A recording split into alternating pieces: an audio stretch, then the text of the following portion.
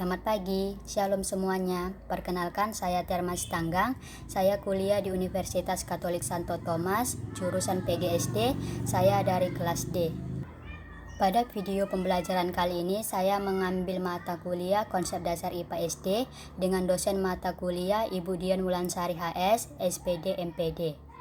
Pada video pembelajaran ini, saya mengambil materi makhluk hidup.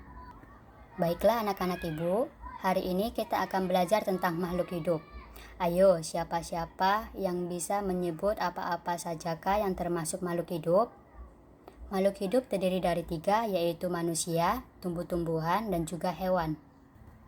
Oke, untuk hari ini kita akan belajar tentang asal mula makhluk hidup, ciri-ciri dan organisasi kehidupannya. Yang pertama kita bahas tentang asal makhluk hidup. Baiklah anak-anak ibu, asal mula makhluk hidup terdiri dari beberapa teori. Yang pertama, teori abiogenesis oleh Aristoteles. Teoris ini berpendapat bahwa makhluk hidup ada karena benda mati. Misalnya, ikan berasal dari air, cacing berasal dari tanah, dan belut yang muncul dari daging busuk.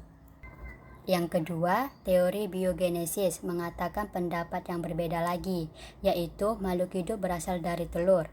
Teori yang ketiga, teori evolusi kimia, mengatakan bahwa makhluk hidup terbentuk dengan jutaan tahun lamanya.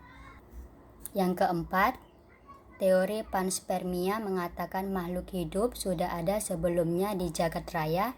Teori yang kelima, teori pencipta, yaitu berdasarkan agama dan kitab yang dianut. Itulah tadi beberapa teori asal-usul makhluk hidup. Sekarang kita masuk ke ciri-ciri makhluk hidup. Yang pertama, bernapas. Tahu nggak anak-anak, udara yang baik itu yang bagaimana? Udara yang baik adalah udara yang bersih untuk dihirup, tidak ada pencemaran atau polusi. Ciri-ciri makhluk hidup yang kedua, tumbuh kembang. Yang ketiga, berkembang biak. Yang keempat, makhluk hidup perlu makan dan minum. Dan yang kelima, makhluk hidup menerima rangsangan.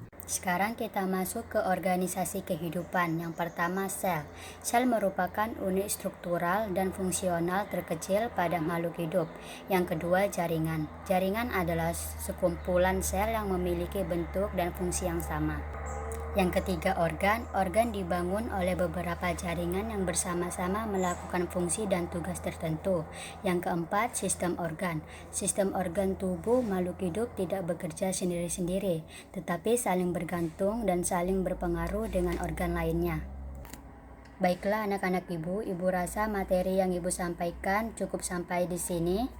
Jika ada tutur kata yang salah, saya mohon maaf. Selamat pagi, shalom semuanya.